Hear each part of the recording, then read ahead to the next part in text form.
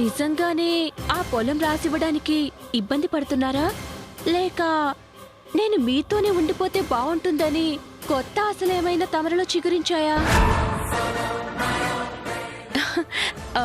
అలా అయితే నాకు హ్యాపీనే కదా. అలాంటిదేం లేదు. సరే, సీతకి నా తమ్ముళ్ళకి నేను నచ్చ చెప్పుకుంటాను. సాయంత్రం లోపల ఆ పొలానికి సంబంధించిన పేపర్స్ రెడీ చేసి సంతకం చేసి నీకు ఇస్తాను. థ్యాంక్ యూ అండి. ఒక్క నిమిషం.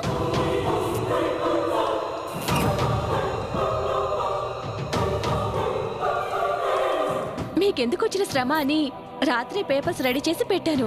మీరొక సంతకం పెడితే సరిపోతుంది.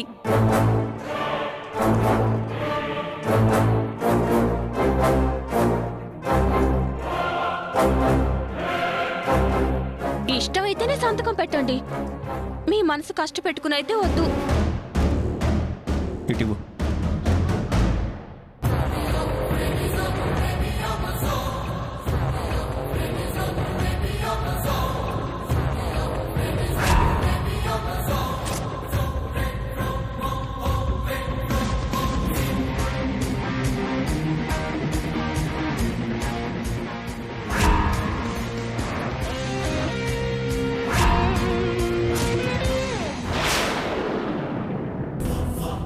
ఇక నువ్వు బయలుదేరచ్చు.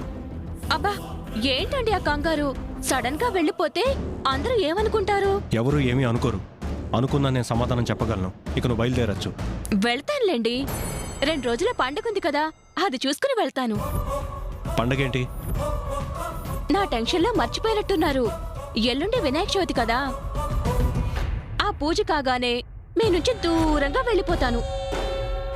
నిజంగా వెళ్తావు కదా? ఎలాంటి సందేహాలు పెట్టుకోకండి, ఖచ్చితంగా వెళ్తాను.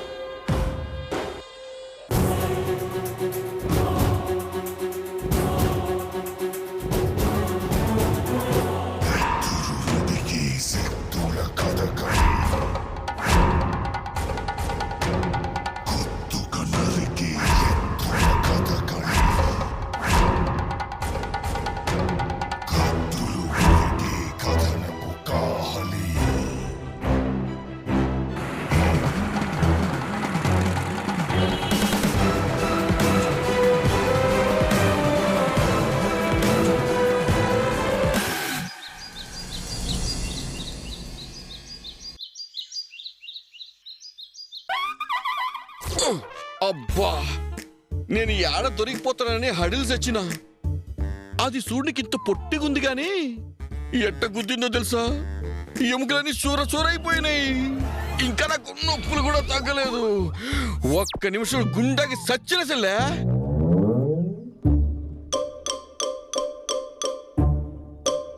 అయినా అందరూ పడుకున్నాక వాడెవడో రావడం ఏంటి? నిద్రపోతున్న మంచులో వాడితో సీక్రెట్ గా మాట్లాడడం ఏంటి? అసలు వాడెలా ఉంటాడో చూసావా అన్నయ్య? గుబురుగా మీసాలైతే ఉన్నాయి గాని సరిగ్గాడి మొహం అయితే కనపడలేసిల్లే. ఇదంతా చూస్తుంటే ఈ మంజులో ఏదో పెద్ద ప్లాన్లోనే ఉందనిపిస్తుందన్నయ్య. ఇదొక్కతే కాదు, దీని వెనక ఇంకెవరో ఉండే ఉంటారనుకుంటున్నాను. మనం తొందరపడి దీని వివరాలు తెలుసుకోలేకపోతే మన కుటుంబానికి ఏదో ఒక అనర్థం జరుగుతుందనిపిస్తుంది. మంజులో మస్తు హుషారున్న సిల్లే. పెట్టయితే దేవుళ్ళండే గాని ఒక్క ఆధారం కూడా దొరకలే. ఇగో ఈ పనికి మళ్ళీ ఫోటో తప్ప ఇంకెట్లా దాని గురించి తెలుసుకోనుడు.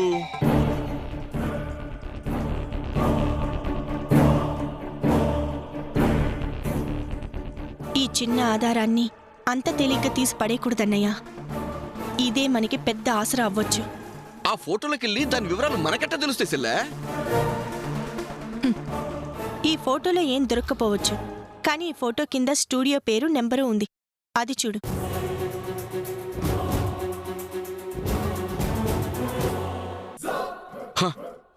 అవుసిల్లే ఉన్నది. గా స్టూడియోకి వెళ్ళి మంచిగా ఫోటో దిగి రావాలనా ఏంది? అయ్యో, కామెడీలు చేయకన్నయ్యా. నువ్వు అక్కడికి వెళ్ళి ఫోటో స్టూడియో అతనికి ఈ ఫోటో చూపించి ఎంక్వైరీ చేస్తే ఈ అమ్మాయి గురించి వివరాలు తెలిసే అవకాశం ఉంది. నువ్వు వెళ్ళి ఆ పని మీదుండు. వీలైనంత జల్దీగా ఆ పనేదో చేసుకొస్తా సెల్లే. అప్పుడు తెలుసుద్ది అంటే ఏందో. వస్తా.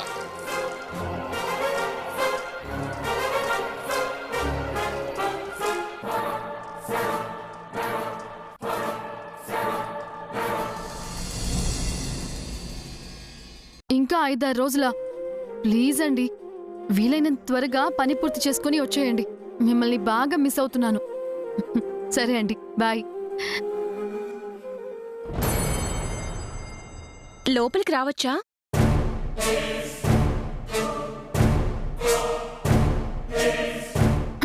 ఇంట్లోకి వచ్చేటప్పుడు మమ్మల్ని అడిగే వచ్చావా? ఈ ఇంట్లో ఉండడానికి మమ్మల్ని అడిగేవా? దీనికి మాత్రం అడగడం ఎందుకో? ఇంట్లోకి రావడానికి నా భర్త రామరాజు గారి పర్మిషన్ కావాలి. ఇక్కడ ఉండడానికి సీతక్క ఆశీర్వాదం కావాలి. ఇది నీ బెడ్రూమ్ కాబట్టి ఇక్కడ నీ అనుమతి కావాలి. మతి లేకుండా మనం చేసే పనులకి అనుమతి కూడానా? మేము వద్దంటే మాత్రం తమరు ఆగుతారా? దయచేయండి.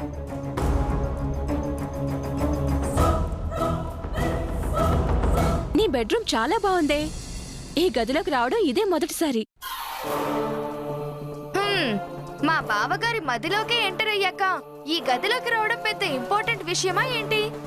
ఎదిగో ఇందుకే కాబోలు 4 కప్పులు ఒకే చోట ఇమడలేవు అంటారు. మేము అక్కా చెల్లెళ్ళం, బాగానే కలుసున్నాం. మాలో నువ్వు ఇమిడడమే కష్టం. మాట మంచిదైతే ఎక్కడైనా ఇమడొచ్చు, ఎవరితోనైనా కలవచ్చు. ఇప్పుడు ఎందుకు కలవాలని వచ్చావో ముందు చెప్పు. నేనొచ్చిన దగ్గర నుంచి మీ పేర్లు తప్ప ఏ వివరాలు తెలుసుకోలేదు. ఎప్పుడు మీతో సరిగ్గా మాట్లాడనే లేదు. కలిసి ఉండాల్సిన వాళ్ళం. వివరాలు తెలుసుకుని కలుపుకుని పోదామని వచ్చాను. ఇంతకీ మీ పెళ్ళిళ్ళు ఎలా జరిగాయి? ఎంత కట్నం ఇచ్చారు? హలో, ఇది కట్నాలు తీసుకుని పెళ్లిళ్ళు చేసుకునే కక్కుర్తి ఫ్యామిలీ కాదు.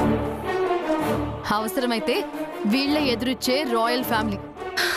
అవునులే, అందుకేగా నా భర్త నా వెంట పడి మరి నన్ను పెళ్లి చేసుకున్నారు.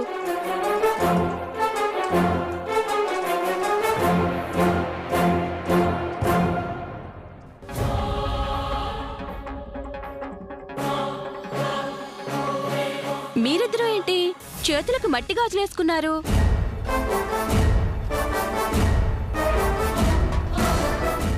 ఎదురు కట్నమిచ్చే రాయల్ ఫ్యామిలీ మీకు బంగారు గాజులు చేయించలేదా? అంత ఎత్తి పొడుపులేం అవసరం లేదు. నిలువెత్తు బంగారాలు మా భర్తలు మా పక్కనే ఉన్నారు. మాకు చేయించిన బంగారు నగలన్నీ తులాల కొద్దీ బీర్వాల్లోనే ఉన్నాయి.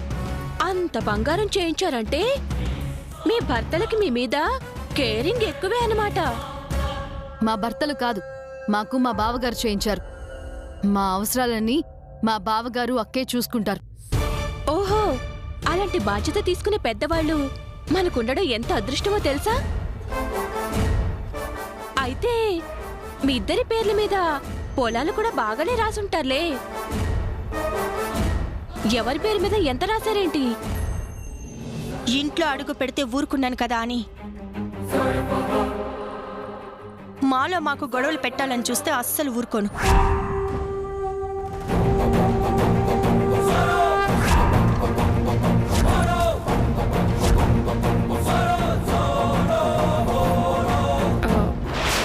అపార్థం చేసుకోకక్క, క్యాజువల్ గా తెలుసుకుందామని అడిగానంతే. ఉమ్మడి కుటుంబంలో ఆడవాళ్ళు క్యాజువల్గా అడిగే చాలా విషయాలు మనస్పర్ధలకి దారితీస్తాయి. ఆస్తుల గురించి, బ్యాంకు బ్యాలెన్సుల గురించి క్యాజువల్గా మొదలయ్యే టాపిక్కే గొడవలకి బాటలు వేస్తాయి.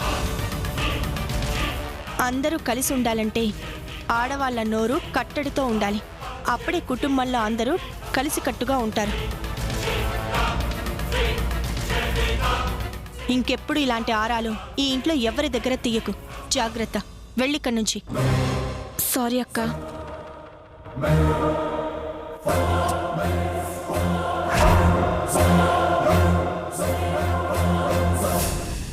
ఇది మామూలుది కాదక్కా.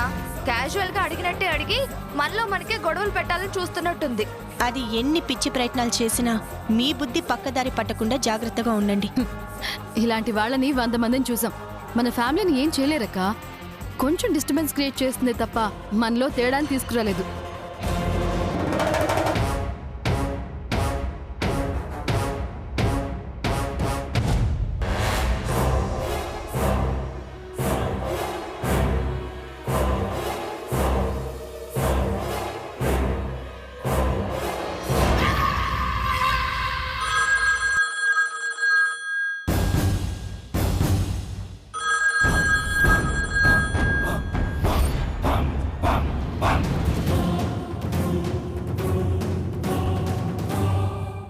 మంజుల, నీ ప్రయత్నంలో మొదటి అడుగు పడిందా లేదా?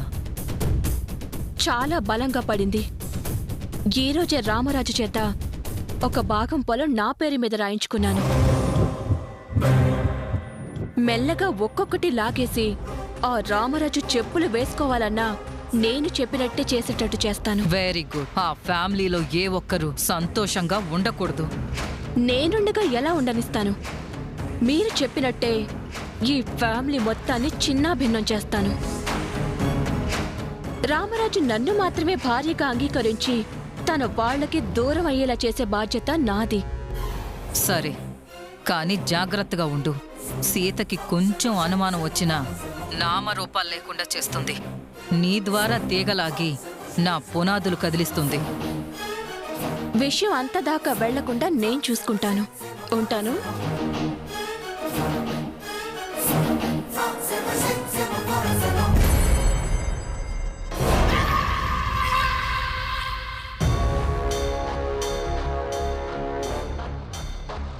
ఎవరూ లేరేంటి? ఎక్కడున్నారు? దాక్షాయిని, సరస్వతి, శ్రవణ్, నాని. ఏంటక్కా? ఏంటక్కా? రేపు పండగ ఉంది కదా దాక్షాయిని, వినాయకుడి పూజకి ఏర్పాట్లు చేయడానికి పిలిచాను.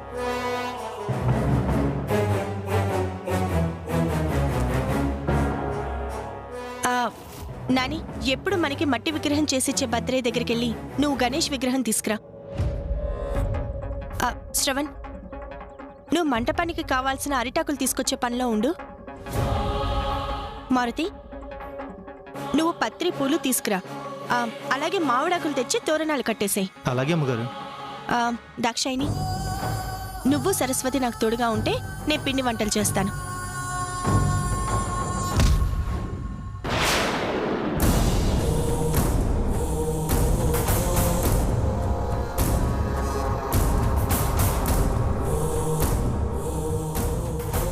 ఎందుకలా అందరి మొహాలు డల్గా పెట్టారు? రేపు పండగంటే అందరూ ఎంత ఆనందంగా ఉండాలి. మన ఇంట్లో ఎవరి మనసులోనూ సంతోషం లేదోదినా. ఎలా పండగ జరుపుకుంటాం? ఇప్పుడు ఏమైందని? ఏమైందంటావేంటక్క? ఎవరో అన్నమ్మకురాలొచ్చి నేను రామరాజు గారి భార్యనని ఇంటిలో సెటిల్ అయింది. ఒక పెద్ద సమస్య నెత్తి మీద పెట్టుకొని అన్నీ మర్చిపోయి మనస్ఫూర్తిగా పూజ ఎలా చేసుకుంటాం? ఏకాగ్రత ఎలా కుదురుతుంది? కష్టం వచ్చిందని ఏడుస్తూ కూర్చుంటామా? మన పనులు మనం మానుకుంటామా? దేని దారి దాందే. వినాయకుడంటే విఘ్నాలు తొలగించే దేవుడు. పూజ బాగా జరిపిస్తే ఆయనే కరుణించి మన సమస్యలు తొలగిస్తాడేమో. నువ్వున్నంత పాజిటివ్గా మేము ఉండలేకపోతున్నాం అక్క. రేపైనా మంచి జరుగుతుందిలే అని నీలాగా మేము సర్దుకుపోలేకపోతున్నాం.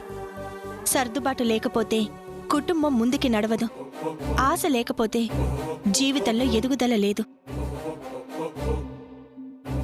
దానింక భరించే ఓపిక మాకు లేదోదినా. నువ్వు మౌనంగా ఉండేసరికి మేము ఏ డెసిషన్ తీసుకోలేకపోతున్నావు. నువ్వు అను, పెద్దన్నయ్య అడ్డొచ్చినా సరే దాని ఇంట్లో నుంచి బయటికి ఇసిరేస్తాం. అవునమ్మ గారు, ఆవిడ ఇంట్లో తిరుగుతుంటే మీకెలా ఉందో గానీ మాకైతే రక్తం మరిగిపోతుంది. మారుతి, దేనికైనా తొందరపాటు ఆవేశం మంచిది కాదు. ఆ మంజుల విషయం నేను చూసుకుంటాను, కానీ రేపు పూజకు కావాల్సిన అన్ని ఏర్పాట్లు చూసుకోండి. నమస్కారం అమ్మా. నమస్కారం అండి. ఏంటి ఇలా వచ్చారు? రేపు పండగకి ఏమైనా కావాలా? లేదమ్మగారు, మీరు మాకు కౌలుకిచ్చిన పొలంలోకి వేరే ఎవరో వచ్చి ఆ పొలం మేము కౌలుకు తీసుకున్నామని మా మీద దౌర్జన్యం చేసి మమ్మల్ని బయటికి గెంటేశారమ్మా. మీకు మొరబెట్టుకుందామని వచ్చామమ్మా.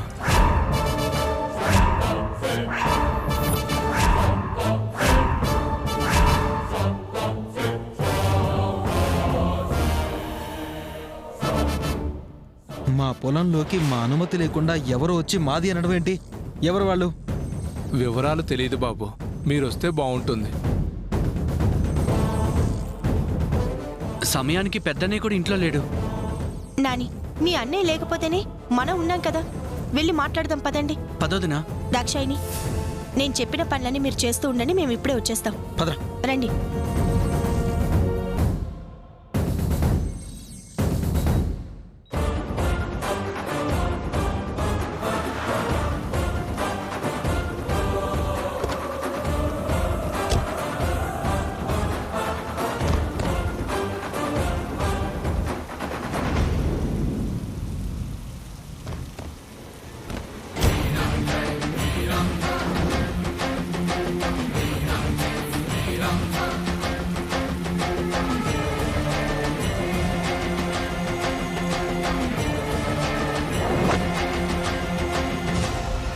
నమస్కారం సీతమ్మ గారు. నమస్కారం. మేం కౌలుకిచ్చిన వాళ్ళని వెళ్ళగొట్టి మీరు మా పొలంలోకి దిగారేంటి? క్షమించండి సీతమ్మ గారు, మేము కొత్తగా ఈ పొలాన్ని కౌలుకు తీసుకున్నాం, అందుకే వాళ్ళని పంపించేయాల్సి వచ్చిందమ్మా. మా అనుమతి లేకుండా మా పొలాన్ని మీరెవరు కౌలుకు తీసుకోవడానికి? మీకు మీరే కౌలు పత్రం రాసేసుకున్నారా? అయ్యో లేదు బాబు గారు, ఈ పొలం కొన్నవాడి దగ్గర నుంచే మేము తీసుకున్నాం. దౌర్జన్యంగా మేము ఈ పొలంలో దిగలేదు బాబు. నాటకాలు ఆడుతున్నారా? మేము అమ్మకుండా ఎవరు కొన్నారు, ఎవరు మీ కౌలుకి ఇచ్చారు? ఎవరో మంజులమ్మ గారంటండి. ఆవిడ పేరు మీదున్న కాగితాలు చూపించాకే నమ్మకంగా ఈ పొలాన్ని తీసుకున్నాం బాబు.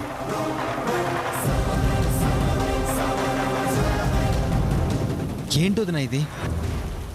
మనకి తెలియకుండా అన్నయ్య ఈ పొలాన్ని దానికి రాసిచ్చేశాడా? అన్నయ్య ఎందుకు ఇలా దిగజారిపోతున్నాడు? శ్రవణ్, ఆవేశపడకు. చూడండి, ఎక్కడో ఏదో పొరపాటు జరిగినట్టుంది. మేము చెప్పేంత వరకు మీరు ఈ పొలంలో పనులు మొదలు పెట్టకండి. కౌలు కింద డబ్బులు కూడా కట్టేశాం అమ్మగారు. ఇప్పుడు పనులు మొదలు పెట్టొద్దంటే ఎలా అండి? ఏంటండి, వద్దని చెప్తే అర్థం కావట్లేదా మీకు? మర్యాదగా బయటికి వెళ్ళండి. మీ పెద్దోళ్ళతో మాకు గొడవలు ఎందుకు బాబు? మేము అలాగే బయటికి వెళ్తాం, కానీ మాకు అన్యాయం జరగకుండా చూడండి బాబు. పదండ్రా పోదాం. ఆగండి.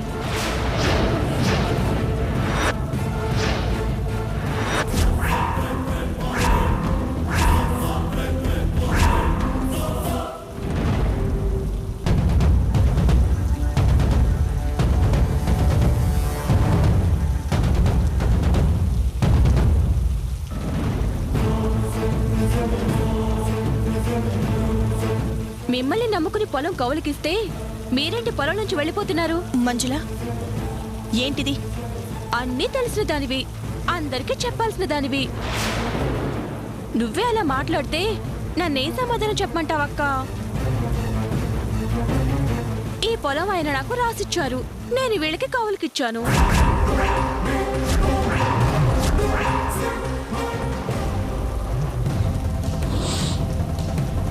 ఏయ్, నాటకాలు ఆడుకో. మా అన్నయ్య నీకు పొలం రాసి ఇవ్వడం ఏంటి? నాటకాలు అబద్ధాలు ఆడాల్సిన కర్మ నాకేంటి?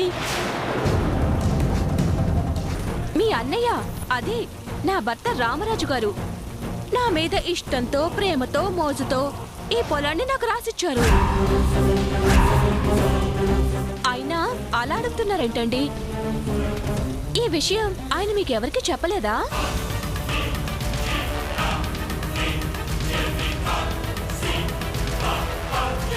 మా ఆయనకేంటో రోజు రోజుకి నా మీద ప్రేమ ఎక్కువైపోతుంది. నాకు పొలం ఇచ్చిన విషయం ప్రాణంగా ఇష్టపడిన నీకు చెప్పక, ప్రాణంగా పెంచుకున్న తమ్ముళ్ళకి చెప్పక నాకిలా ఇచ్చేశారంటే దాన్ని ఏమనాలక్క? నీ కళ్ళకు కమ్మిన మైకం అనాలి, నీకు పట్టిన పైత్యం అనాలి. చూడండి, పిచ్చి పిచ్చి వేషాలు వేయకుండా అందరూ ఈ పొలంలోంచి వెళ్ళిపోండి. ఇదంతా కాదు మంజుల, మేము ఆయనతో మాట్లాడాకే ఈ పొలం నీదో కాదో డిసైడ్ చేద్దాం. అప్పటి వరకు ఇది నీ పొలమే అని నువ్వు ఫిక్స్ అయిపోకు. తెలుసు, మీరిలా అంటారని ముందే తెలుసు. అందుకే ఆయన ముందే జరగబోయే అనర్థాన్ని ఊహించి నాతో ఇలా అన్నారు. నేను నీతో నా మాటగా చెప్పి నీకు ఈ పొలం ఇచ్చేస్తే రేపు సీత గొడవ చేయొచ్చు, నా తమ్ముడు నీకు అడ్డుపడచ్చు. అందుకే లిఖితపూర్వకంగా రాసిస్తాను అని సంతకం పెట్టి మరీ నాకు ఇచ్చారు. కావాలంటే చూడండి.